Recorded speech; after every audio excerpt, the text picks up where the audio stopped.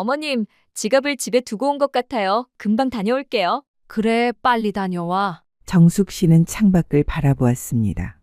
8월 중순의 뜨거운 햇살이 아스팔트를 달구고 있었습니다. 오늘따라 유난히 더웠습니다. 아침 뉴스에서 폭염주의보가 내렸다고 했던 것 같았는데 이런 날씨에 밖에 나와 있으니 숨이 막힐 지경이었습니다. 며느리가 스마트 키를 들고 차에서 내렸습니다. 며느리가 차에서 내리자마자 들렸던 찰칵 소리. 자동으로 잠기는 소리였습니다. 보통은 차에서 내려도 시동이 걸린 상태면 문이 잠기지 않는데 며느리가 스마트 키를 가지고 나가는 바람에 자동으로 시동이 꺼진 거였습니다. 정숙 씨는 별 생각 없이 핸드백을 뒤적였습니다. 물티슈라도 꺼내서 땀을 닦아야겠다고 생각했습니다. 그런데 에어컨 바람이 나오지 않았습니다. 시동이 꺼져서 그런 걸까요? 차 안이 점점 후끈해지기 시작했습니다. 그러다가 서서히 온도가 올라갔습니다. 마치 찜질방에 들어간 것처럼 느껴졌습니다. 어라? 정숙 씨는 창문을 열려고 손을 뻗었습니다. 그런데 버튼을 아무리 눌러도 창문이 내려오지 않았습니다. 시동이 꺼져서 그런 건지 아니면 뭔가 고장이 난 건지 알 수 없었습니다. 정숙 씨는 시계를 보았습니다. 벌써 10분이 넘게 지나 있었습니다. 차 안 온도는 계속 올라가고 있었습니다. 이마에 땀이 송글송글 맺히기 시작했습니다. 이상하네, 정말? 혼잣말을 하며 문 손잡이를 당겨보았습니다. 그런데 문이 열리지 않았습니다. 안쪽에서 열리는 손잡이를 아무리 당겨도 꿈쩍도 하지 않았습니다. 이때부터 뭔가 잘못되었다는 생각이 들기 시작했습니다. 창문도 안 열리고 문도 안 열렸습니다. 설마 고장은 아니겠지, 아니면 며느리가 실수로 차 전체를 잠가버린 걸까요? 아, 진짜 왜 이래? 이제 짜증이 나기 시작했습니다. 처음에는 그냥 더운 정도였지만 이제는 숨이 막힐 것 같았습니다. 등줄기로 땀이 줄줄 흘러내렸습니다. 블라우스가 등에 달라붙었습니다. 며느리는 도대체 뭘 하고 있는 걸까요? 지갑 찾는데 이렇게 오래 걸릴 리 없었습니다. 정숙 씨는 가방에서 휴대폰을 꺼내보았습니다. 배터리가 방전되어 있었습니다. 하필 이럴 때. 아, 진짜 왜 이래? 사우나에 있는 것 같았습니다. 아니, 사우나보다 더 답답했습니다. 사우나는 적어도 나갈 수 있으니까요. 정숙 씨는 다른 문으로 탈출을 시도해 보았습니다. 운전석 문, 조수석 문, 반대편 뒷문. 하지만 어느 문도 열리지 않았습니다. 마치 차 전체가 감옥이 되어버린 것 같았습니다. 시간이 더 지나갔습니다. 15분, 20분. 차 안 온도는 이미 견디기 힘든 수준이었습니다.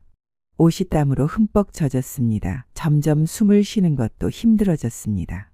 아무리 며느리와 사이가 좋지 않다고 해도 이런 짓을 할 리는 없었습니다. 분명 실수이거나 차 고장이었을 것입니다. 누가 좀 도와주세요. 정숙 씨는 작은 목소리로 중얼거렸습니다. 아, 잔소리꾼 없으니까 좋다. 집 안은 시원했습니다. 에어컨이 최대로 돌아가고 있었고 거실은 마치 초겨울처럼 차가웠습니다. 며느리는 현관에서 하이힐을 벗어던지며 깊은 숨을 내쉬었습니다. 냉장고에서 아이스 커피를 꺼내 벌컥벌컥 마셨습니다. 찬 커피가 목구멍을 타고 내려가니 속이 시원해졌습니다. 소파에 몸을 던지듯 앉아서 휴대폰을 꺼냈습니다. 지금 올라와 안전해. 메시지를 보내고 나서 거실을 둘러보았습니다. 아이들 장난감이 여기저기 흩어져 있었지만 치울 생각은 없었습니다. 오늘은 특별한 날이었습니다. 5분 정도 지났을까요? 현관문에서 비밀번호 누르는 소리가 들렸습니다. 며느리는 몸을 일으켜 문 쪽을 바라보았습니다. 문이 열리며 남자가 들어왔습니다. 모자를 푹 눌러 쓰고 주변을 살피는 모습이 조심스러워 보였습니다. 진짜 괜찮은 거야? 걱정하지 마. 아래 주차장에 있어. 남자는 모자를 벗으며 안으로 들어왔습니다. 30대 후반쯤 되어 보이는 남자였습니다. 운동복 차림에 운동화를 신고 있었습니다. 체육교사답게 다부진 체격이었습니다. 그래도 무섭네. 혹시 올라오면 어떡해? 올라올 리 없어. 차에서 못 나와. 며느리는 소파에서 일어나 남자에게 다가갔습니다. 남자는 여전히 불안한 표정이었습니다.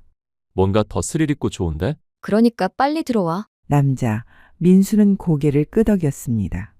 며느리와 만난 지 벌써 반년이 넘었습니다. 며느리는 국어 선생님이고 민수는 체육 선생이었는데 교무실에서 옆자리이다 보니 자연스럽게 가까워졌습니다. 며느리는 민수의 팔을 끌며 안방으로 향했습니다. 민수는 여전히 망설이는 기색이었지만 발걸음은 따라갔습니다. 진짜 괜찮은 거야? 금방 하고 가면 되지. 침실 문이 닫혔습니다. 거실에는 에어컨 소리만 윙윙거리고 있었습니다. 시계는 오후 2시 30분을 가리키고 있었습니다. 아래 주차장에서는 정숙 씨가 차 안에서 숨을 헐떡이고 있었습니다. 30분이 지났습니다. 정숙 씨의 블라우스는 이미등과 겨드랑이 부분이 흠뻑 젖어 있었습니다. 처음에는 이마에만 맺혔던 땀이 이제는 온몸에서 쏟아져 나왔습니다. 아이고, 내 팔자야. 갑자기 이게 뭔 일이야. 목소리가 쉬어 있었습니다. 입안이 바싹 말라서 침을 삼키기도 힘들었습니다. 차 안 온도는 계속 올라가고 있었습니다. 유리창 너머로 보이는 아스팔트에서는 아지랑이가 피어오르고 있었습니다. 손잡이를 잡아당기고 밀어보고 비틀어보기도 했습니다. 하지만 어떤 문도 열리지 않았습니다. 창문도 마찬가지였습니다.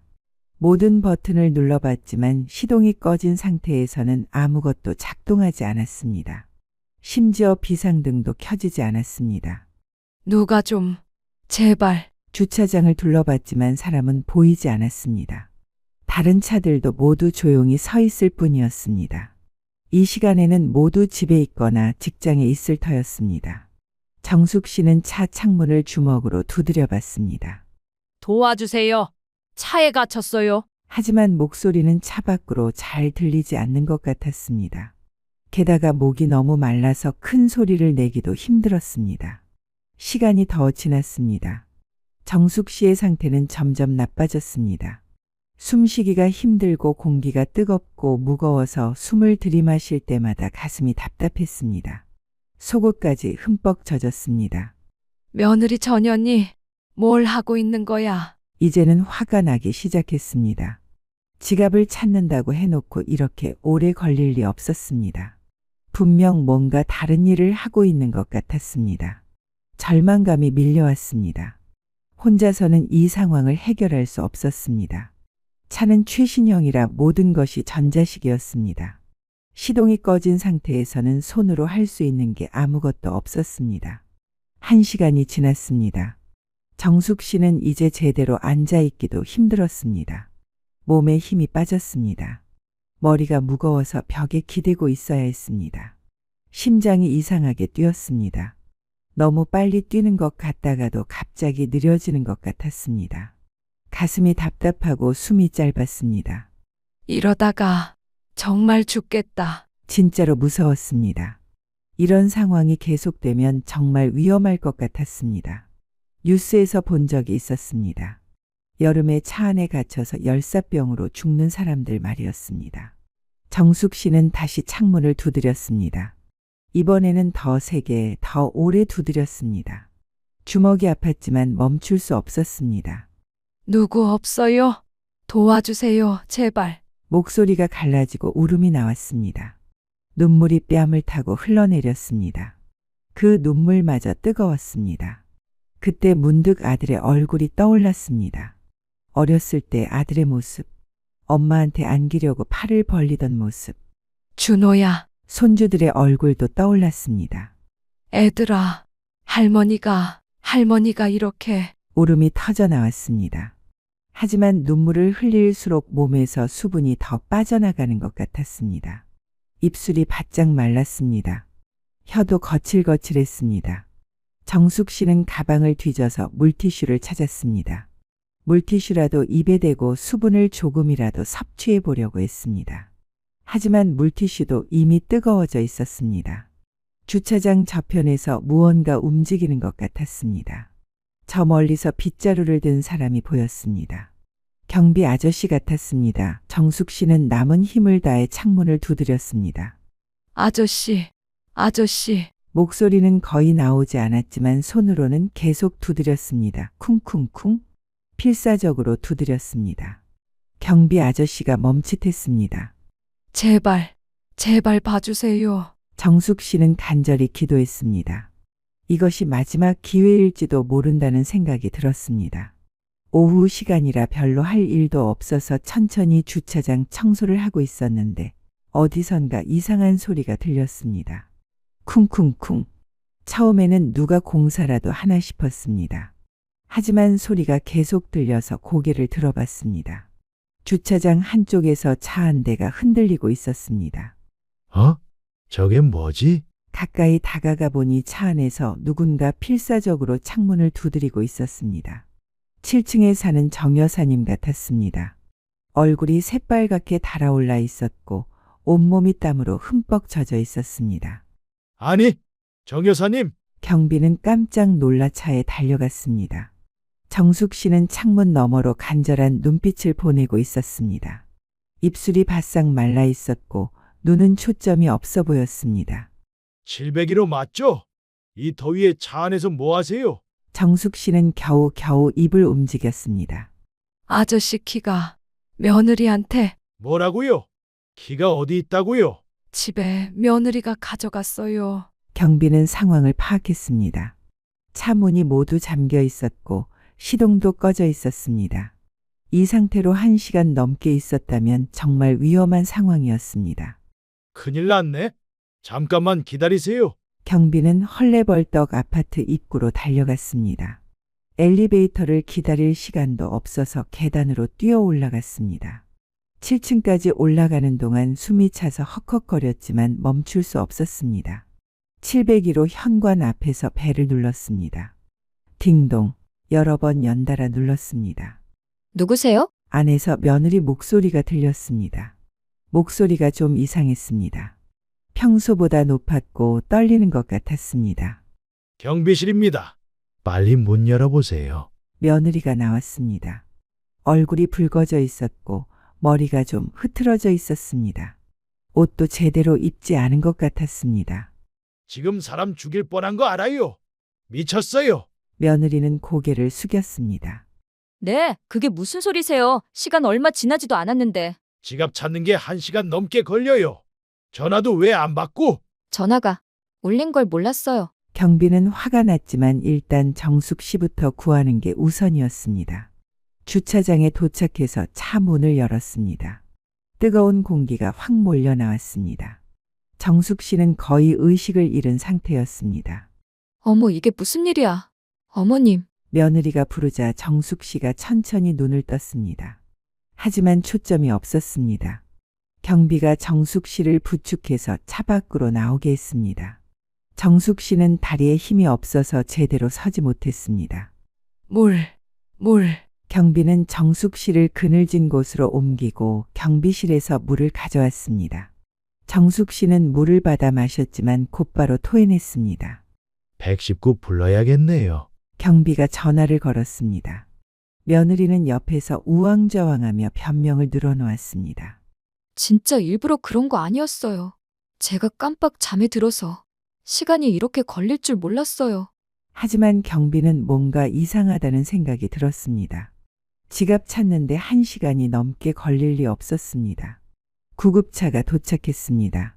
구급대원들이 정숙 씨를 들것에 태웠습니다. 의식은 있었지만 탈수 증상이 심했습니다. 보호자분도 같이 가세요. 며느리가 구급차에 탔습니다. 경비는 그 모습을 지켜보며 고개를 저었습니다. 이상한 일이네. 정말 이상해. 구급차가 떠나고 주차장은 다시 조용해졌습니다. 하지만 경비의 마음은 편하지 않았습니다. 뭔가 석연치 않은 일이었습니다. 그날 저녁 정숙 씨는 병원에서 링거를 맞으며 의식을 되찾았습니다. 옆에서 며느리가 걱정스러운 표정으로 지켜보고 있었습니다. 담당 의사가 찾아왔습니다. 이 무더운 날 차 안에 갇히셨다고요? 정말 위험하실 뻔했습니다. 의사의 표정이 심각해 보였습니다. 다시는 그런 일이 일어나지 않도록 하세요. 지금 환자분은 중등도 탈수 상태입니다. 체온이 39도까지 올라갔었고요. 다행히 의식은 있지만 전해질 불균형이 심각해요. 의사는 차트를 보며 계속 설명했습니다. 차 안 온도가 얼마나 높았는지 아세요? 여름철 밀폐된 차 안은 60도까지도 올라갑니다. 사람이 그런 환경에 1시간 이상 노출되면 열사병으로 사망할 수 있어요. 며느리는 얼굴이 창백해졌습니다. 사망까지요? 네. 먼저 탈수가 시작됩니다. 몸에서 땀으로 수분이 빠져나가면서 혈액이 끈적해지죠. 그러면 심장에 부담이 갑니다. 혈압도 떨어지고요. 의사는 손으로 설명하며 이어갔습니다. 그 다음에는 체온 조절 기능이 망가집니다. 더 이상 땀도 나지 않게 되고 체온이 급격히 올라가요. 뇌세포가 손상되기 시작하죠. 뇌세포가. 네, 의식을 잃고 경련이 일어나고 심하면 뇌사 상태에 빠질 수도 있습니다. 다행히 이분은 빨리 발견되어서 큰 문제는 없어 보입니다. 하지만 10분만 더 늦었다면 의사는 고개를 저었습니다. 지금 상태로는 혈압이 좀 낮고 맥박이 빨라요. 체온도 아직 37.8도로 높은 편이고요. 언제쯤 괜찮아질까요? 오늘 밤 경과를 봐야겠어요. 열이 떨어지고 혈압이 안정되면 내일 퇴원 가능할 것 같은데 지금으로선 확실하지 않습니다. 의사는 며느리를 똑바로 쳐다봤습니다. 정말 어떻게 이런 일이 생긴 건가요? 며느리는 말을 더듬었습니다. 저도 정말 실수였어요. 의사는 의심스러운 표정이었지만 더 이상 묻지 않았습니다. 저녁이 되어서야 정숙 씨는 완전히 의식을 되찾았습니다. 며느리가 옆에서 걱정스러운 표정으로 지켜보고 있었습니다. 어머님, 괜찮으세요? 너는 꼴도 보기 싫으니까 꺼져라. 며느리는 당황해서 말을 더듬었습니다. 어머님, 정말 실수였어요. 하지만 정숙 씨는 더 이상 며느리를 보지 않았습니다. 창밖을 바라보며 무언가 생각에 잠겨 있었습니다.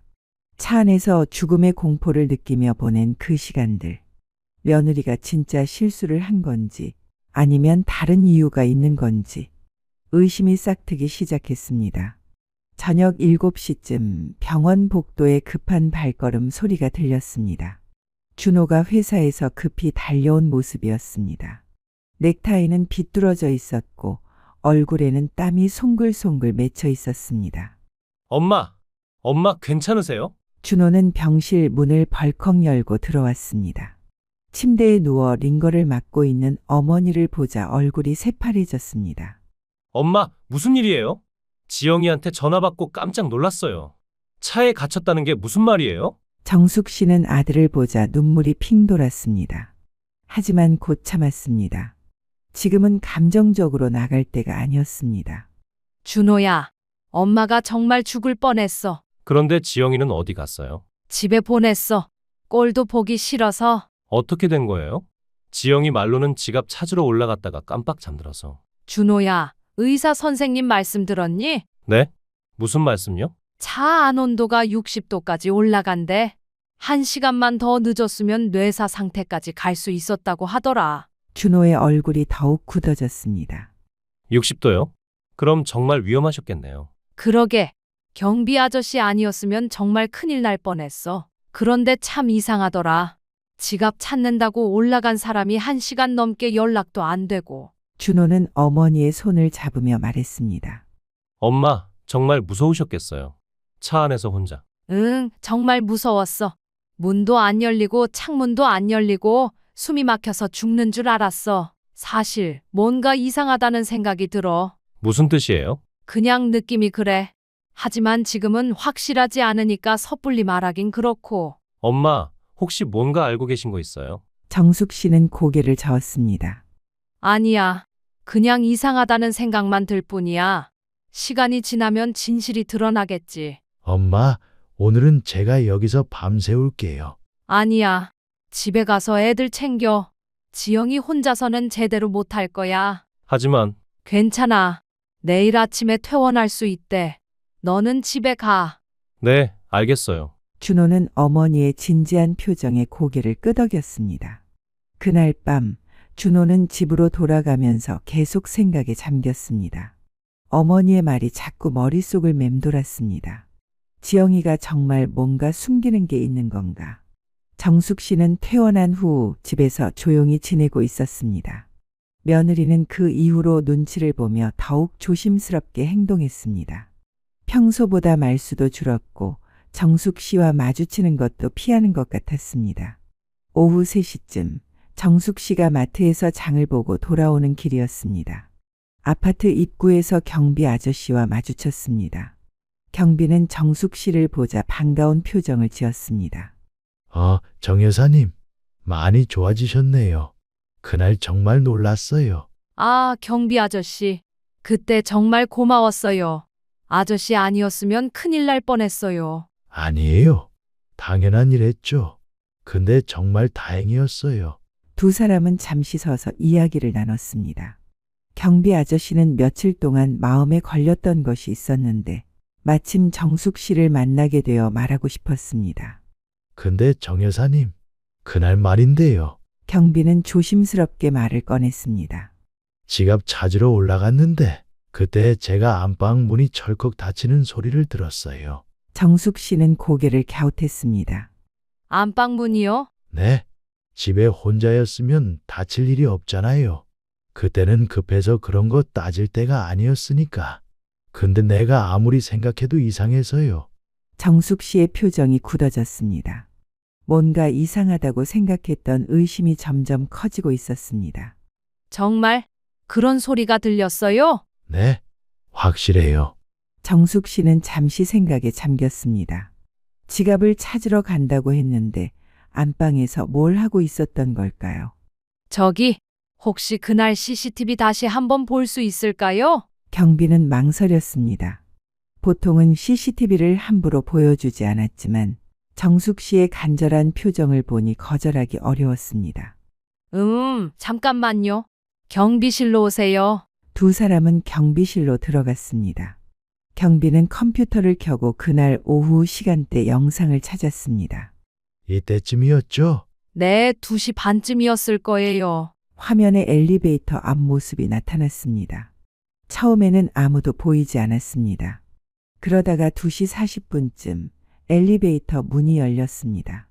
그런데 나온 사람은 며느리가 아니었습니다. 낯선 남자였습니다. 모자를 푹 눌러 쓰고 주변을 두리번거리며 나왔습니다. 30대 후반쯤 되어 보이는 남자였습니다. 정숙 씨의 얼굴이 굳어졌습니다. 저 사람은 누구죠? 경비도 놀란 표정이었습니다. 글쎄요. 처음 보는 사람인데 화면 속 남자는 잠시 망설이더니 702로 현관으로 향했습니다. 그리고 비밀번호를 누르고 들어갔습니다. 정숙 씨와 경비는 동시에 숨을 멈췄습니다. 저 사람이 우리 집 비밀번호를 어떻게... 이상하네요. 정말 이상해요. 영상을 계속 보았습니다. 잠시 후 며느리가 경비와 함께 나오는 모습이 나왔습니다. 며느리의 표정은 당황스러워 보였지만 뭔가 연기하는 것 같기도 했습니다.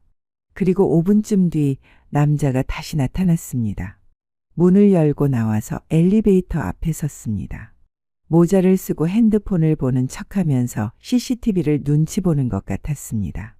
남자는 엘리베이터를 타고 유유히 사라졌습니다. 경비 아저씨가 중얼거렸습니다. 저 남자, 아드님 아닌데요. 정숙 씨는 말없이 화면을 바라봤습니다. 오래도록 바라봤습니다. 머릿속이 복잡했습니다. 자신이 차 안에서 죽어가고 있을 때 며느리는 집에서 낯선 남자와 함께 있었던 것입니다.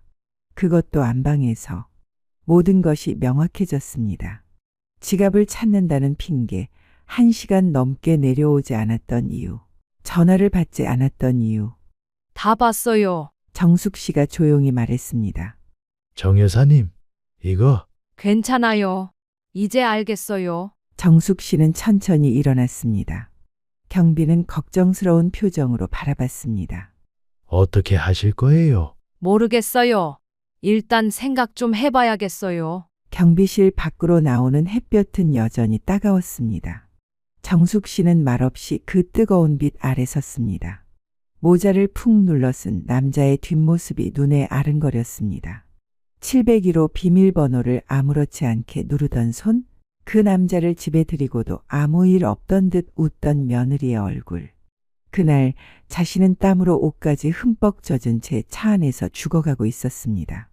그 시간에 며느리와 저 남자는 우리 집에서 더러운 짓을 하고 있었던 것입니다. 분노가 치밀어 올랐습니다. 하지만 동시에 이상하게 차분해지기도 했습니다. 그날부터였습니다. 정숙 씨가 다시 장롱 속 낡은 명함을 꺼내준 것은 탐정사무소 서울지점 증거로 말합니다. 붉은 글씨가 유난히 또렷하게 보였습니다. 정숙 씨는 그 명함을 주머니에 넣고 집으로 올라갔습니다.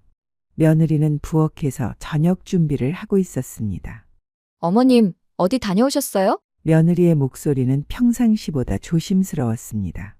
응, 마트. 정숙 씨는 짧게 대답하고 방으로 들어갔습니다.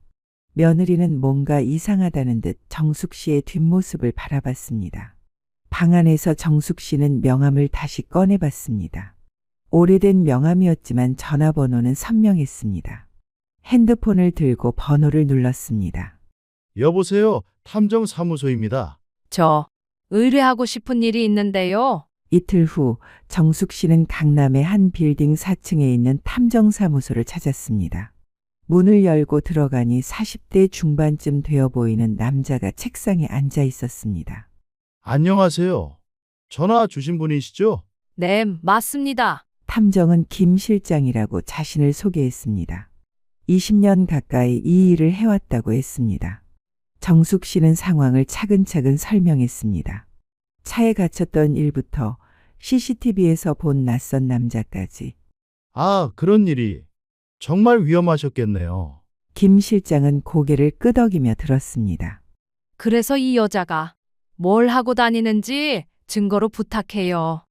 확실하게요. 네, 이해했습니다. 그런데 보통 이런 경우 며칠 정도 걸려요. 행동 패턴을 파악해야 하거든요.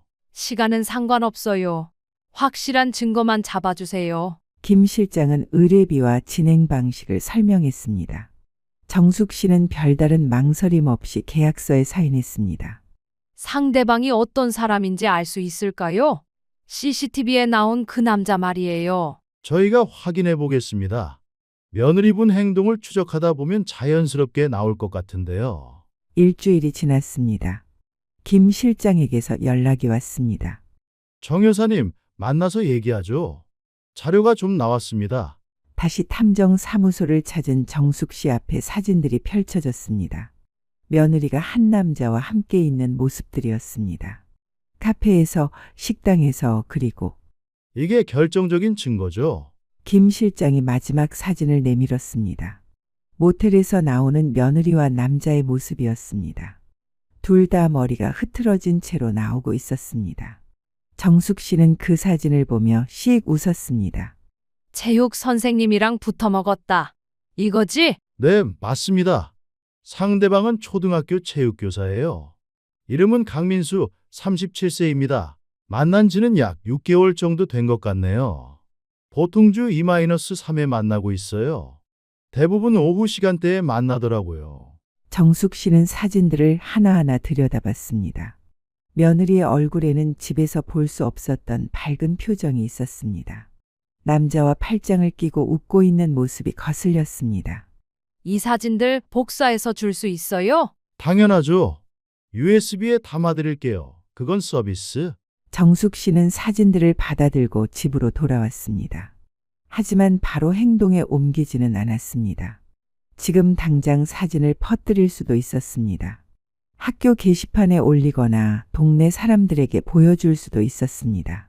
하지만 정숙 씨는 다른 계획을 세웠습니다. 어떻게 피를 말려줄까?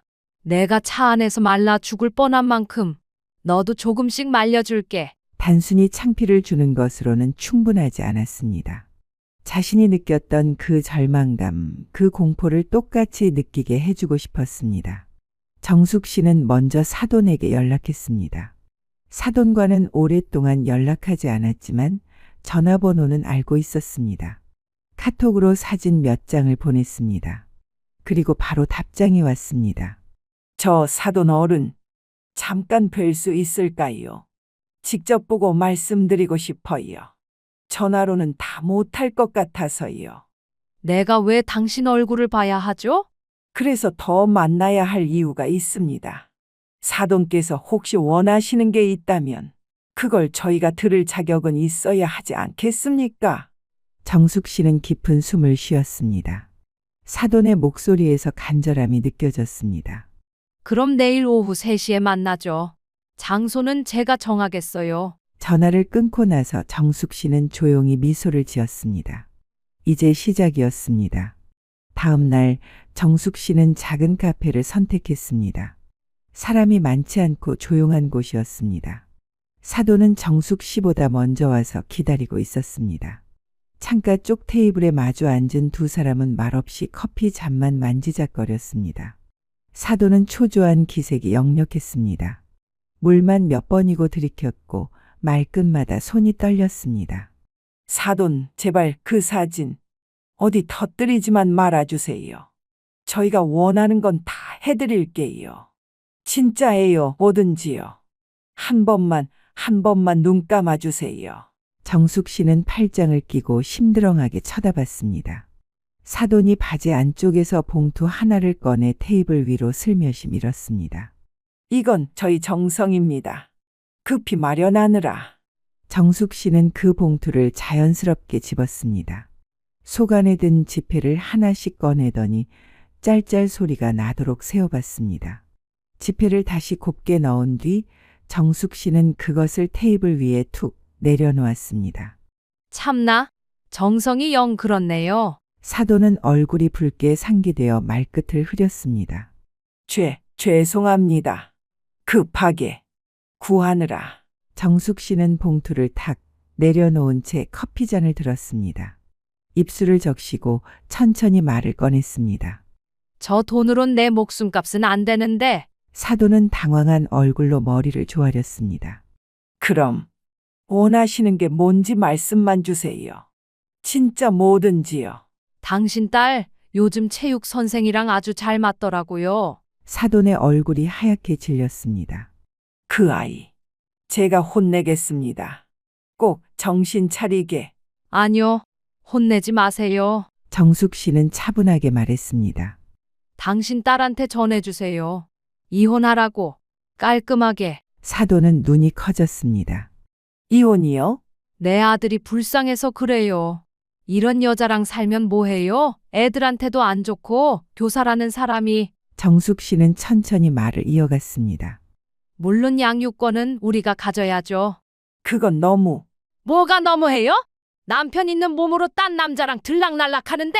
정숙 씨는 마지막으로 사돈을 향해 시선을 고정했습니다. 당신 딸이 이혼 서류에 도장 찍게 하세요.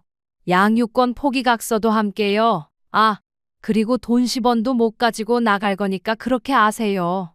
무슨 말인지 알겠어요? 빈손으로 내보내겠다고요. 그리고 저한테 위로금 1억 보내세요. 제가 알기로는 바깥 사돈분이 돈이 좀 있다고 아는데요. 그녀는 봉투를 다시 집어들더니 가방에 넣었습니다. 안 그러면 이 사진들이 온 동네, 학교, 인터넷까지 다 돌아다닐 거예요. 그때는 취업하고 싶어도 못할걸요? 아무도 그런 여자 안 받아주니까. 정숙 씨는 아무 일도 없던 사람처럼 가방을 메고는 카페 문을 나섰습니다. 정숙 씨는 마지막으로 사돈을 향해 시선을 고정했습니다. 이 조건 지키면 사진은 어디도 안 퍼집니다. 하지만 한 번만 어기면 그녀는 봉투를 다시 집어들더니 가방에 넣었습니다. 사진이 전국을 돌겠죠. 정숙 씨는 아무 일도 없던 사람처럼 가방을 메고는 카페 문을 나섰습니다. 이틀이 지났습니다. 사돈과의 만남 이후 정숙 씨는 며느리의 반응을 기다리고 있었습니다. 하지만 며느리는 여전히 평상시와 다름없이 행동했습니다. 아침에 일어나서 아이들 학교 보내고 인사하고 집안일을 하는 모습이 똑같았습니다. 아마도 사돈이 아직 말하지 않은 것 같았습니다. 저녁 식사 준비가 한창인 부엌이었습니다. 볶음 냄새가 퍼지고 도마 위에는 잘게 썬 쪽파가 수북이 쌓여 있었습니다. 며느리는 앞치마를 두르고 열심히 요리를 하고 있었습니다.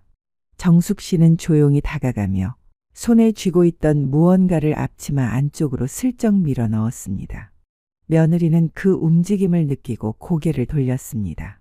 어머님, 무슨 일이세요? 정숙 씨는 아무렇지 않은 얼굴로 김치통 뚜껑을 닫았습니다. 밥 다 됐네.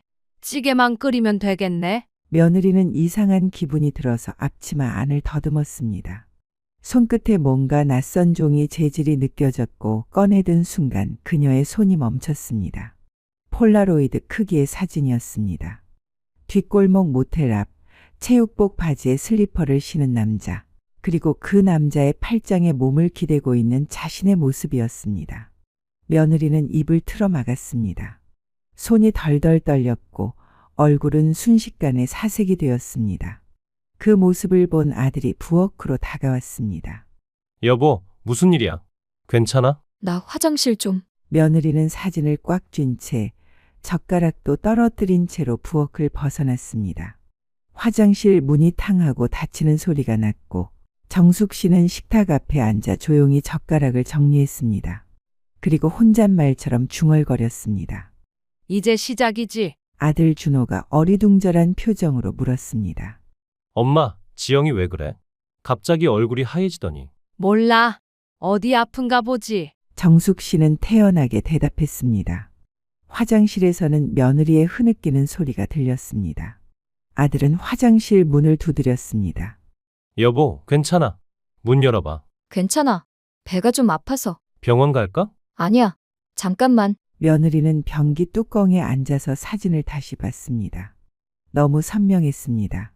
얼굴도 옷도 민수의 모습도 언제 찍힌 건지 누가 찍은 건지 알 수 없었지만 부인할 수 없는 증거였습니다.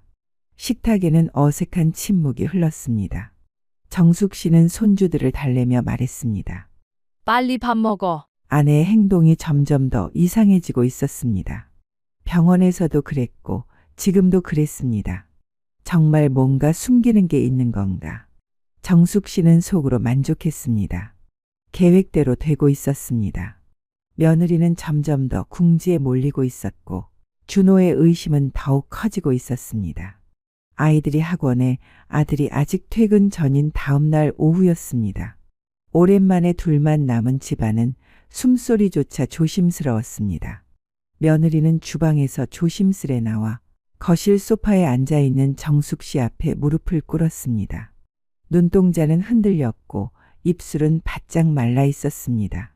어머님, 제발. 왜 그러세요? 왜 이렇게까지? 정숙 씨는 신문을 넘기던 손을 멈추고 천천히 눈을 들었습니다. 그 눈엔 분노도 동정도 없었습니다. 그저 오래된 냉기처럼 말라붙은 감정이 있었습니다. 너, 내가 그냥 넘어갈 줄 알았어? 며느리는 고개를 푹 숙였고 손등으로 눈물을 훔쳤습니다. 정숙 씨는 몸을 앞으로 기울이며 낮게 말했습니다. 너 그날 나를 차 안에 가둬놨지. 지갑 찾는 척하고 올라가서는 딴 남자랑 더러운 짓 하고 있었지. 저는 그게 숨 막히는 줄 알았어. 진짜 죽는 줄 알았어. 정숙 씨는 며느리의 얼굴 가까이 다가갔습니다. 그리고 아주 조용히 똑똑히 말했습니다. 그래서 너도 그렇게 말라갈 거야. 천천히, 아주 서서히 내가 겪은 그날처럼. 며느리는 입을 틀어막고 바닥에 고꾸라진 채 흐느끼기 시작했습니다. 어머님, 정말 죄송해요. 다시는 안 그럴게요. 죄송하다고. 정숙 씨는 냉소를 지었습니다. 이제 와서 죄송하다고. 며느리는 더 큰 소리로 울기 시작했습니다. 제발, 준호한테는, 아이들한테는 말하지 말아주세요. 정숙 씨는 다시 신문을 들었습니다. 방금 전 했던 말을 아무 일도 아니듯 되뇌며 말했습니다. 말려 죽인다는 게 뭔지 곧 알게 될 거야. 며느리는 바닥에서 일어나지 못한 채 계속 흐느꼈습니다. 정숙 씨는 신문을 읽는 척하며 그 모습을 지켜봤습니다. 이제 며느리는 매일매일 불안에 떨며 살아가게 될 것입니다. 언제 모든 것이 드러날지 모르는 공포 속에서 말입니다. 정숙 씨는 그날 차 안에서 느꼈던 절망감을 며느리도 똑같이 느끼게 해주고 싶었습니다. 천천히 조금씩 말려 죽여주고 싶었습니다. 그날 이후 며느리의 일상은 완전히 바뀌었습니다. 내연남에게는 당분간 만날 수 없다. 는 문자만 보내고 연락을 끊었습니다. 집에서도 정숙 씨의 눈치만 보며 조심스럽게 움직였습니다. 하지만 정숙 씨의 복수는 거기서 끝나지 않았습니다. 며칠 후 며느리가 화장을 하려고 화장대 서랍을 열었을 때였습니다. 립스틱 옆에 또 다른 사진이 놓여 있었습니다. 이번에는 카페에서 민수와 마주 앉아 웃고 있는 모습이었습니다. 언제 또? 며느리는 손이 떨려서 사진을 제대로 집지도 못했습니다. 며칠 뒤에는 옷장 속에서 그 다음에는 핸드백 안에서 새로운 사진들이 발견되었습니다. 모두 민수와 함께 있는 모습들이었습니다. 정숙 씨가 언제 어떻게 놓는지도 알 수 없었습니다. 며느리는 점점 신경쇠약에 걸려갔습니다. 밤에 잠을 제대로 못 자고 식욕도 없어졌습니다. 거울을 보면 얼굴이 말라가는 게 보였습니다. 여보, 요즘 왜 이래? 많이 말랐네. 준호가 걱정했지만 며느리는 대답할 수 없었습니다. 그날 저녁 아이들이 잠든 후 며느리는 준호를 거실로 불렀습니다. 준호야, 할 말이 있어. 뭔데? 요즘 너 진짜 이상해. 어디 아픈 거야? 며느리는 한참을 망설이다가 입을 열었습니다. 나 다른 남자를 만났어. 준호는 처음에 못 알아들었다는 표정이었습니다. 뭐? 뭔 소리야? 정말 미안해. 6개월 동안 민수라는 사람을. 준호의 얼굴이 점점 굳어졌습니다. 너 지금 뭔 소리 하는 거야? 며느리는 눈물을 흘리며 모든 것을 털어놨습니다. 민수와 만난 일, 그날 차에 정숙 씨를 가둔 일, 집에서 민수와 함께 있었던 일까지. 준호는 듣는 내내 말을 하지 못했습니다. 얼굴이 새파래졌다가 빨개졌다가 했습니다. 너 진짜 그런 여자였어? 준호의 목소리가 떨렸습니다. 엄마가 차에서 죽을 뻔했을 때 너는 집에서 다른 남자랑. 준호야, 미안해. 정말 미안해. 미안하다고. 준호가 소리를 질렀습니다. 미안하다고 해결돼. 엄마가 죽을 뻔했는데. 준호는 며느리를 똑바로 쳐다봤습니다. 그 눈에는 분노와 실망 그리고 혐오가 가득했습니다. 다시는 꼴도 보기 싫으니까 꺼져. 당장 나가. 준호야, 아이들은. 아이들 걱정은 하지 마. 너 같은 엄마 둬서 뭐해? 준호는 더 이상 며느리를 보지도 않았습니다. 내일까지 짐 싸서 나가. 그리고 다시는 나타나지 마. 정숙 씨는 그런 며느리를 보며 속으로 만족했습니다. 일주일 후 사돈에게서 다시 전화가 왔습니다. 정숙 씨는 예상했다는 듯 침착하게 대답했습니다. 저한테 위로금 1억 주세요. 1억이요? 그건 너무. 너무 뭐가 너무해요? 당신 딸이 한 짓 생각해 보세요. 내 목숨 위태롭게 하고 우리 가정 파탄 내고. 정숙 씨는 목소리를 낮췄습니다. 1억 안 주면 사진 다 퍼뜨릴 거예요. 학교, 동네, 인터넷까지. 사돈은 한참을 말하지 못했습니다. 일주일 드릴게요. 생각해 보세요. 며느리는 친정 식구들에게 원망을 들어야 했습니다. 너 때문에 우리 노후 자금 날라갔다. 어떻게 이런 짓을 할 수 있니? 어머니의 눈물 섞인 목소리를 들으며 며느리는 더욱 절망했습니다. 엄마, 정말 미안해요. 미안하다고 해결돼? 내 아버지가 평생 모은 돈인데. 1억을 겨우 마련한 사돈이 정숙 씨와 마지막 만남을 가졌습니다. 이번에는 정숙 씨가 장소를 정했습니다. 고급 호텔 라운지였습니다. 사돈은 큰 봉투를 들고 와서 떨리는 손으로 밀었습니다. 1억 다 준비했습니다. 이제 좀. 정숙 씨는 봉투를 확인도 하지 않고 가방에 넣었습니다. 그리고 여기서 한 발 더 나갔습니다. 아, 그리고 하나 더 있어요. 또 뭐가 있다고 그러세요? 며느리가 가진 귀금 속 명품 가방, 옷까지 다 두고 가라고 하세요. 빈손으로 나가야 해요. 사돈의 얼굴이 새파래졌습니다. 그건 너무하지 않습니까? 네, 안 너무해요. 정숙 씨는 차갑게 말했습니다. 내 집에서 나가는 건데 내 아들이 사준 것들을 가져갈 이유가 있나요? 결혼 반지까지 다 두고 가야 해요. 그럼 입을 옷은? 입고 있는 것 하나만. 사돈은 더 이상 할 말이 없었습니다.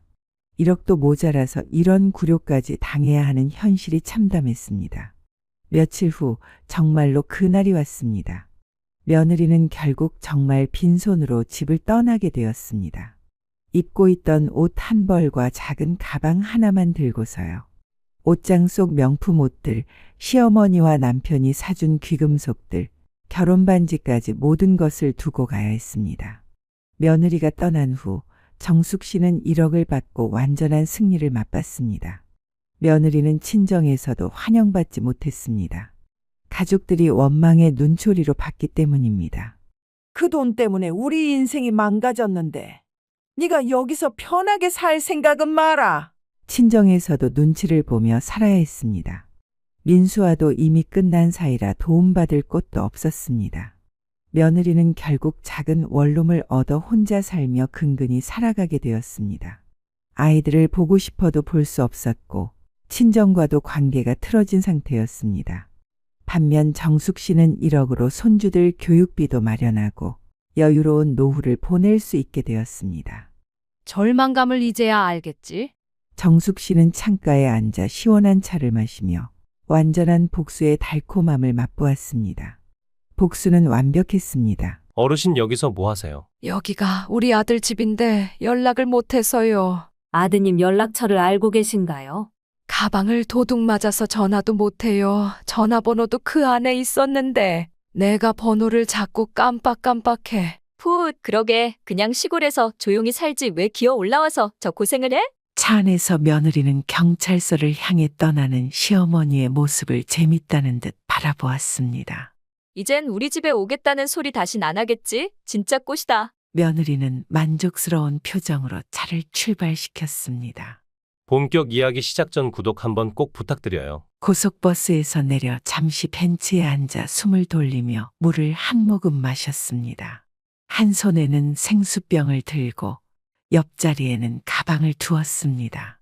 그때였습니다. 누군가 슬며시 지나가는 척하면서 가방을 낚아채 골목으로 쏙 숨어버렸습니다. 순식간에 벌어진 일이었습니다. 정씨는 당황의 자리에서 급히 일어났지만 이미 도둑은 사람들 사이로 사라져버렸습니다. 도둑이야. 누가 내 저놈 좀 잡아줘요? 정씨는 다급하게 소리쳤습니다. 하지만 아무도 관심을 가지지 않았습니다. 사람들은 힐끗 그녀를 쳐다보기만 할 뿐 모두 저마다 바쁜 걸음으로 제 갈 길을 가고 있었습니다. 그렇게 한동안 제자리에서 서성이며 주변을 둘러보았지만 아무도 나서 도와주려 하지 않았습니다. 이럴 어째 나쁜 놈이 어디로 갔지? 가방 속에는 현금도 휴대폰도 그리고 아들 집 주소가 적힌 수첩도 모두 들어 있었습니다. 정씨는 잔뜩 당황한 얼굴로 사라진 도둑을 따라 인파를 헤치며 골목길로 향했습니다. 하지만 도둑은 이미 흔적도 없이 사라진 뒤였습니다. 어떡하지? 전화도 못하고 돈도 없고 아들 집 주소도 모르는데. 순간 정씨의 눈앞이 캄캄해졌습니다. 서울에 도착한 지 고작 10분 만에 길을 잃은 노인이 되어버린 것이었습니다. 아이고 어쩌면 좋나. 발을 동동 구르던 정씨는 길가에 서 있는 한 중년 아주머니를 붙잡았습니다. 저 아주머니 정말 죄송한데 제가 가방을 도둑 맞았어요. 휴대폰 좀 잠깐만 빌려주실 수 있을까요? 아들한테 전화 한 통만 하게요. 그러나 아주머니는 정씨를 한참 동안 위아래로 훑어보며 의심스러운 눈빛을 보냈습니다. 그 표정에는 불쾌함이 가득 서려 있었습니다. 휴대폰이요? 아유, 요즘 보이스피싱이 얼마나 많은데. 그 말과 함께 아주머니는 가방을 단단히 끌어안고는 바쁜 걸음으로 뒤돌아 가버렸습니다. 정씨는 그 자리에 덩그러니 서서 뒷모습을 바라볼 뿐이었습니다. 세상 참 매정하네. 도움을 요청해도 아무도 도와주지 않았고 그녀는 이제 어디로 가야 할지 막막하기만 했습니다. 정씨는 기억을 더듬어가며 사람들에게 길을 물어 2시간 가까이 걸어 아들이 사는 아파트 단지 근처까지 도착했습니다. 눈앞에 보이는 것은 수십 개의 동이 늘어선 대규모 아파트 단지였습니다. 아파트가 이렇게 크면 도대체 몇 동인지 어찌 찾아. 이 근처는 맞는데. 핸드폰도 없고 초인종을 눌러볼 정확한 동과 호수도 기억나지 않았습니다. 결국 정씨는 아들이 퇴근할 때까지 기다리기로 하고 아파트 단지 내 벤치에 조용히 앉았습니다. 저 멀리서 한 차량이 들어오더니 조용히 속도를 줄이며 정문을 지나갔습니다. 차 안에는 다름 아닌 며느리 서희가 앉아 있었습니다. 서희는 정문을 통과하던 순간 단지 안을 서성이는 정씨를 발견했습니다. 아니요, 어머님. 아니, 여긴 어떻게? 순간적으로 놀란 그녀는 브레이크를 밟았습니다. 설마 말도 안 하고 온 건가? 귀찮게 그냥 못 본 척 해야겠다. 그저 조용히 앞을 바라보며 숨죽인 채 차 안에서 가만히 있었습니다. 아파트 단지 입구에 서서 여전히 아들의 퇴근을 기다리는 시어머니를 등 뒤로 둔 채 서희는 조용히 휴대폰을 꺼내 경비실로 전화를 걸었습니다. 아, 네, 저 110동 주민인데요. 지금 단지 안에 어떤 할머니가 돌아다니고 있어요. 계속 단지를 서성거려서요. 확인 좀 부탁드릴게요. 전화를 끊은 후 서희는 입가에 미소를 지으며 조용히 차 안에서 시어머니를 지켜보고 있었습니다. 이러면 알아서 데려가겠지. 잠시 후 단지 내 순찰을 돌던 경비원 2명이 정씨를 발견하고 다가왔습니다. 그들은 할머니가 단지 입구 근처에서 서성이며 계속 같은 자리를 맴도는 모습을 보고 이상하게 여겼습니다. 할머니, 여기서 뭐 하세요? 한 경비원이 조심스럽게 물었습니다. 정 씨는 놀란 얼굴로 돌아보며 다급히 손을 모았습니다. 아, 저기 내 아들 집이 여기 있는데 연락을 못해서요. 그냥 좀 기다리고 있는 거예요. 아드님 성함이 어떻게 되세요? 우리 정민이 집 맞는데 내가 주소를 적어둔 걸 가방째 도둑 맞아서. 경비원들은 속닥거리며 수상하다는 듯 서로를 바라보았습니다. 주소도 모르고 연락도 못하면 혹시 치매 노인이신가? 아드님 전화번호가 어떻게 되시는데요? 하지만 정 씨는 아들 번호 뒷자리가 계속 헷갈렸습니다. 어르신 이 번호는 없는 번호라고 뜨는데 이거 맞아요? 아, 그게 내가 번호가 자꾸 깜빡깜빡해서 뒷자리가 5였던가 9였던가. 결국 경비원들은 더 큰 문제가 생기기 전에 경찰에 신고하기로 결정했습니다. 무전기를 꺼내 경찰서로 연결하며 말을 이었습니다. 여기 단지 안에 치매 노인으로 보이는 분이 계십니다. 거주자 명단에도 없고 본인도 연락처나 정확한 주소를 기억하지 못하셔서 경찰에서 확인 좀 부탁드립니다. 경찰차가 아파트 단지 입구로 천천히 들어왔습니다. 순찰을 돌던 경찰 2명이 차에서 내리더니 경비원의 안내를 받아 정 씨에게 다가갔습니다. 어르신, 여기서 뭐 하세요? 여기가 우리 아들 집인데 연락을 못해서요. 아드님 연락처를 알고 계신가요? 가방을 도둑 맞아서 전화도 못해요. 전화번호도 그 안에 있었는데 내가 번호가 자꾸 깜빡깜빡해. 괜찮습니다, 할머니. 아드님 성함만 알려주시면 우리가 직접 연락해 보겠습니다. 정 씨는 아들 정민의 이름을 또렷하게 말했습니다. 경찰은 곧바로 무전기를 이용해 본부와 연결한 뒤 정민의 연락처를 확보해 전화를 걸었습니다. 그러나 신호음만 길게 이어질 뿐 정민은 아직 퇴근 전이라 전화를 받지 않았습니다. 아드님께서 지금 전화를 받지 않으시네요. 어르신, 날도 추운데 이대로 계시면 감기 걸리시겠어요. 일단 저희랑 함께 가시죠. 경찰서에서 따뜻한 차 한잔 하시면서 가방 도난 사건도 접수하시면 좋겠습니다. 정 씨는 잠시 망설였지만 경찰의 친절한 태도에 결국 고개를 끄덕였습니다. 할머니, 가방은 어디서 도둑 맞으신 거예요? 자세한 내용도 듣고 우리가 도와드릴 수 있는 부분은 도와드릴게요. 그래요, 고마워요. 잠깐 쉬려고 했을 뿐인데 그 사이에 그 나쁜 놈이 가방을 훔쳐가 버렸어요. 이런 일은 누구에게나 일어날 수 있어요. 요즘 소매치기 수법이 점점 교묘해져서 잠시만 방심해도 당할 수 있거든요. 경찰은 그녀를 조심스럽게 부축하며 경찰차로 안내했습니다.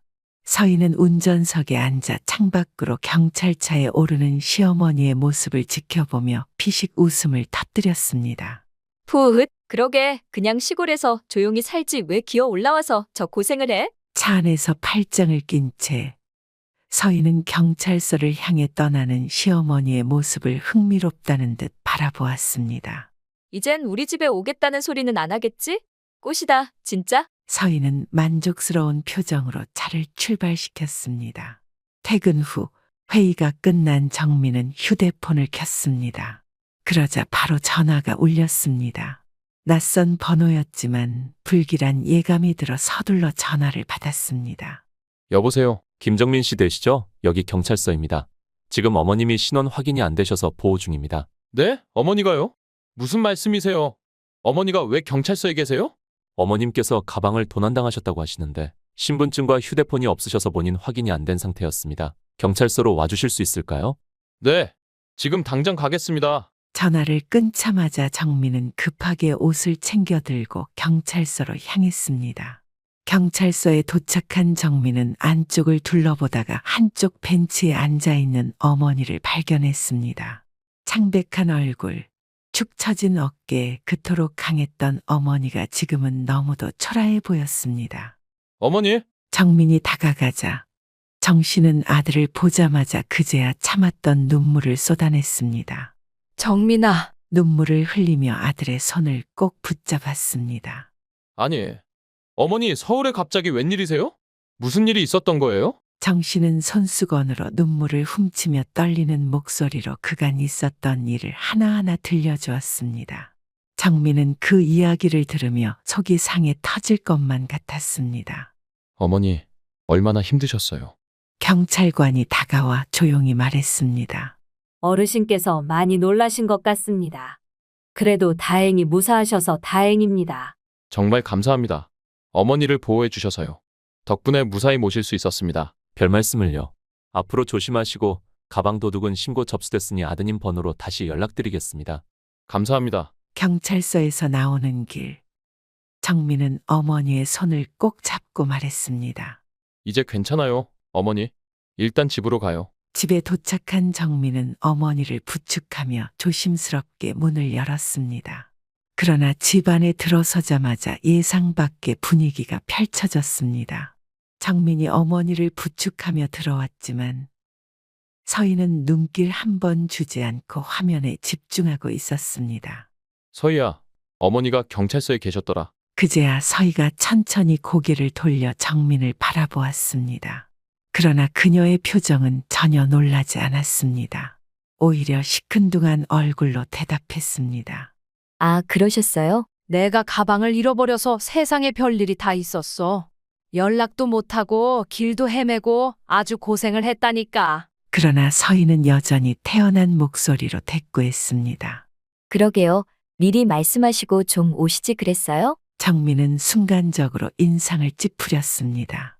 보통 사람이면 걱정을 먼저 하지 않나. 정민은 이상한 기분이 들었지만 피곤한 기색이 역력한 어머니를 생각하며 곧바로 따지지는 않았습니다. 그런데 며느리는 여전히 별 관심이 없어 보였습니다. 그저 소파에 기대어 과자를 우물거리며 화면을 바라보고 있었습니다. 어머님, 그러게 시골에 계시지 왜 오셔서 이런 일을 겪으세요? 정민은 속에서 무언가 뜨겁게 올라오는 걸 느꼈습니다. 어머니가 서울까지 오셨다가 가방을 도둑맞고 연락도 못하고 길을 헤매며 경찰서까지 갔는데 정작 며느리는 한마디 걱정조차 없었습니다. 이건 그냥 무심한 게 아니라 어딘가 이상하다. 정민은 먼저 어머니를 편하게 쉬게 해드리는 것이 우선이라고 생각했습니다. 긴 하루를 보내며 고생한 어머니가 따뜻한 밥 한 끼라도 드시고 편히 주무셔야 한다는 생각에 부엌으로 향했습니다. 그는 냉장고를 열어 간단한 국과 반찬을 꺼내 따뜻하게 데웠습니다. 어머니, 식사하세요. 오늘 정말 고생 많으셨어요. 정민은 어머니가 편히 주무실 수 있도록 방에 이부자리를 준비하고 따뜻한 물수건을 건네며 씻고 쉬시라고 말씀드렸습니다. 피곤하실 텐데 일찍 주무세요. 필요한 거 있으면 언제든지 말씀하시고요. 그래, 고맙다. 내 얼굴 보니까 마음이 좀 놓이는구나. 어머니가 방으로 들어가고 나서도 정민의 머릿속은 복잡했습니다. 오늘 아내의 태도가 점점 이상하다고 생각되었고 어머니를 대하는 모습까지 더해지니 의심이 더욱 짙어졌습니다. 어머니가 경찰서에 다녀오셨는데도 저렇게 태어날 수 있다고? 뭔가 꺼림칙한 기분이 들었습니다. 정민은 조용히 안방을 나와 거실로 향했습니다. 아내는 이미 침실에서 잠이 든 듯 조용했습니다. 그는 천천히 아내의 가방에서 차키를 꺼냈습니다. 정민은 조용히 신발을 신고 아파트 주차장으로 내려갔습니다. 차 문을 열고 운전석에 앉아 블랙박스를 확인하기 위해 메모리 카드를 꺼냈습니다. 노트북을 연결하고 파일을 재생하는 순간 정민의 심장이 서서히 요동치기 시작했습니다. 설마 말도 없이 온 건가? 귀찮게 그냥 못 본 척 해야겠다. 푸, 그러게 시골에 있지. 왜 여기까지 와서 저 고생을 해? 이젠 다신 오겠다는 소리 안 하겠지? 꽃이다. 정민은 그 자리에서 손을 부들부들 떨었습니다. 어머니를 보고도 그냥 모른 척 했다는 거야? 경비한테 신고한 것도 모자라 경찰까지 부르게 만든 게 너였다고? 화가 머리끝까지 치밀었습니다. 손에 힘을 주고 주먹을 꽉 쥐었습니다. 그는 숨을 깊이 들이마셨다가 내쉬며 블랙박스를 닫고 메모리 카드를 노트북에서 뺐습니다. 너 우리 어머니한테 한 짓을 꼭 후회하게 만들어 줄게. 주말 아침, 정민은 평소와 다름없이 조용히 아침 식사를 준비했습니다. 여보, 그냥 요 앞에서 간단히 먹고 오는 게 어때? 굳이 멀리 갈 필요 있어? 어머님도 오셨으니까 간만에 바다도 보고 맛있는 것도 먹고 그러자. 을왕리 쪽에 괜찮은 식당 알아봤어. 날도 좋은데 드라이브도 할 겸 다녀오자.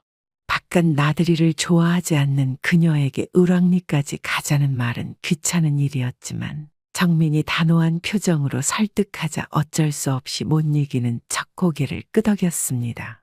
그래, 뭐 바람도 좀 쐬고 오지, 뭐.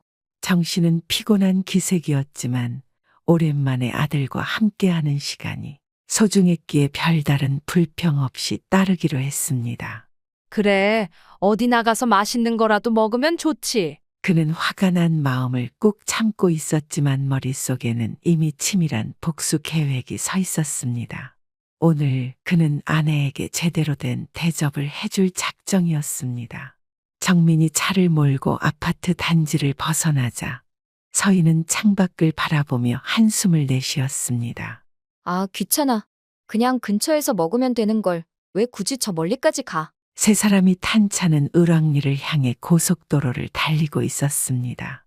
창밖으로 푸른 하늘과 도로가 끝없이 이어졌지만 차 안의 분위기는 어딘가 묘하게 흘렀습니다. 여보, 나 화장실 좀 가야겠어. 너무 급해. 정민은 아무렇지 않은 척 고개를 끄덕이며 차선을 변경했습니다. 알았어. 마침 휴게소 나오네. 거기서 잠깐 들르자. 차는 곧 고속도로 휴게소로 들어갔습니다. 서희는 차가 멈추자마자 서둘러 안전벨트를 풀고 문을 열었습니다. 휴대폰 배터리 얼마 안 남았으니까 충전해 두고 와. 응, 알겠어. 금방 갔다 올게. 서희는 별다른 의심 없이 휴대폰을 충전기 케이블에 꽂아 놓고는 급히 화장실로 향했습니다. 정민은 그녀가 건물 안으로 사라지는 걸 확인하자마자 망설임 없이 기어를 조작했습니다.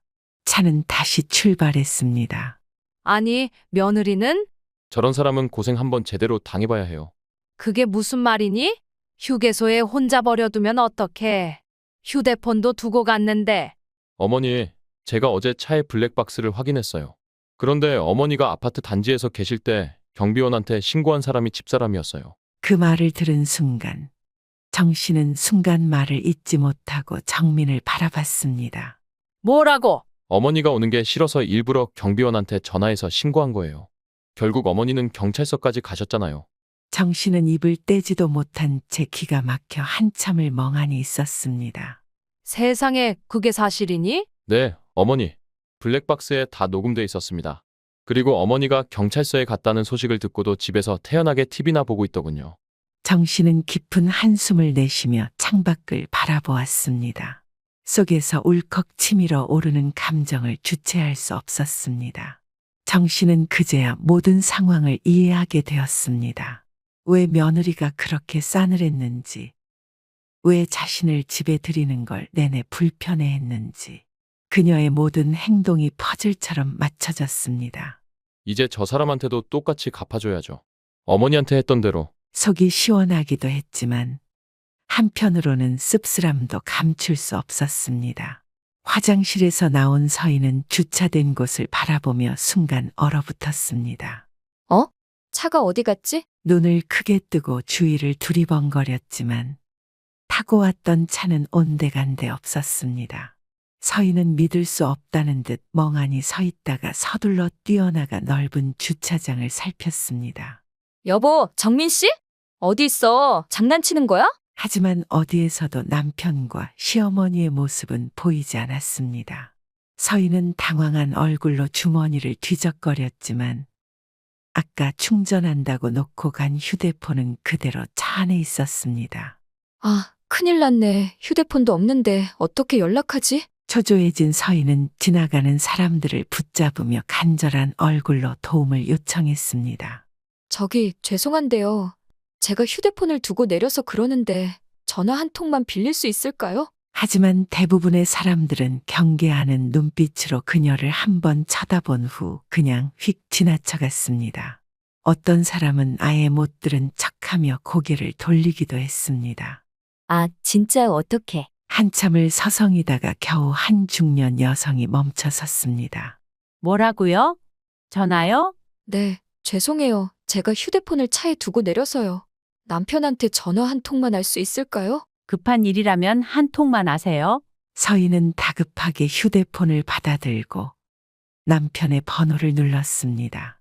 신호가 가는 동안 손을 덜덜 떨며 화면을 바라보았습니다. 제발, 제발 받아. 하지만 신호음만 길게 이어질 뿐 정민은 전화를 받지 않았습니다. 서희는 이를 악물며 다시 전화를 걸었습니다. 한 번, 두 번, 세 번. 서희는 결국 휴대폰을 돌려주며 풀이 죽은 얼굴로 한숨을 내쉬었습니다. 춥고 배고파. 대체 어떻게 된 거야? 휴대폰도 없고 연락할 방법도 없었습니다. 점점 더 불안함이 밀려왔습니다. 눈물이 차오르는 것을 참으려 했지만 결국 한 방울씩 떨어지기 시작했습니다. 어떻게 나 버려진 거야? 그제야 자신이 했던 행동들이 머릿속을 스쳐 지나갔습니다. 설마 정민 씨가 눈치챘나? 어쩌다가 들킨 거야. 어머님만 아니었어도 이런 일 없었는데. 그렇게 고속도로 한복판의 휴게소에서 서희는 누구에게도 도움받지 못한 채 한참을 떨며 앉아 있어야 했습니다. 을왕리에 도착한 정민과 정씨는 바다가 한눈에 보이는 카페에 자리 잡았습니다. 창밖으로는 잔잔한 파도가 부서지며 반짝이고 있었지만 두 사람의 마음은 결코 편안하지 않았습니다. 정씨는 차가운 바닷바람을 맞으며 깊은 한숨을 내쉬었습니다. 이제 어떻게 할 거니? 바로 이혼해야죠. 소송도 걸 거고요. 어머니를 그렇게 농락한 사람이랑 절대 같이 못 살아요.